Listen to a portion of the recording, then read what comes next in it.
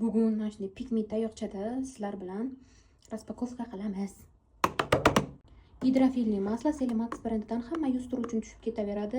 Tanada qurigan zonalar uchun qurishni oldini oladigan va tekislab yotqizib silliq qilib beradigan krem. The Ordinary'dan retinol 0,5%li aknelar uchun bu qo'l krem sovg'aga. Purito'dan nabor yuz terisini yaxshi namlantirib beradi, qizarishlarni yo'qotib beradi. Niastamid post akne uchun yangi paydo bo'lgan dog'lar uchun aknedan qolgan. Xo'p, Lagom yog'li yuz terisi uchun bu SPF yaxshi tushadi, yuzga silliq yotadi. Poralar uchun mana poralarni toraytiradigan Centelladan mini ampulasi. Mana bu ikkita sovg'aga berdim. Mayda ajinlarni yotqizadigan, qurigan yuz terisini namlantiradigan krem bu ampulasi.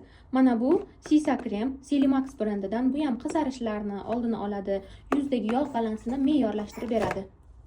Bu Beauty of Jasondan essensiyali suv tarkibi, jenshen ildizi, niastamid, xullas ko'pgina moddalar bor. Klientimizning yuzida aknelari bor ekan, poralari bor ekan, umumvalk ishlatgandan keyin yuzlari qurib ketayotgan ekan. Boksi narxi necha pul bo'ldi deb o'ylaysizlar? Kommentda yozib ketinglar.